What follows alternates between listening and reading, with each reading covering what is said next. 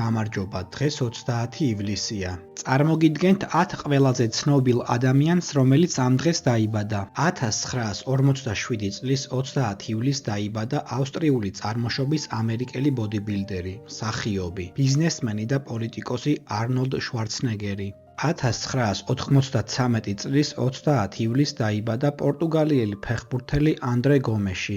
კარიერის საუკეთესო წლებში ის თამაშობდა ვალენსიაში და ბარსელონაში. 1970 წლის 30 ივლისს დაიბადა ბრიტანელ-ამერიკელი რეჟისორი, სცენარისტი და პროდიუსერი კრისტოფერ ნოლანი.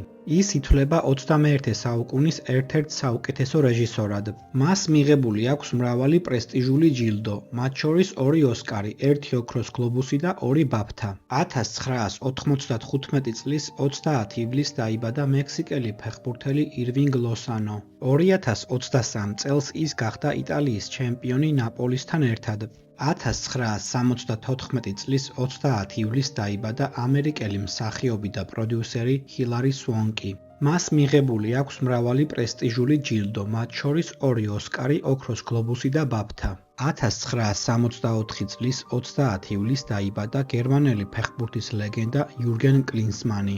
ის იყო თავისი თაობის ერთ-ერთი საუკეთესო თავდამსხმელი, ხოლო მოგვიანებით წარმატებული მწვრთნელი. გერმანიის ნაკრებთან ერთად მან მოიგო ევროპის და მსოფლიო ჩემპიონატები. 1948 წლის 30 ივლისს დაიბადა ესპანური წარმოშობის ფრანგი მსახიობი, ჟან რენო. მას განსაკუთრებული პოპულარობა მოუტანა ლეონის როლის შესრულებამ ლუკ ბესონის ფილმში ლეონი პროფესიონალი. 1961 წლის 30 ივლისს დაიბადა ამერიკელი მსახიობი, პროდიუსერი და რეჟისორი ლორენს ფიშბერნი. მას განსაკუთრებული პოპულარობა მოუტანა მორფეუსის როლის შესრულებამ ფილმში მატრიცა. 1930 წლის 30 ივლისს დაიბადა ქართველი კომპოზიტორი, საქართველოს ხელოვნების დამსახურებული მოღვაწე ნოდარ გიგაური.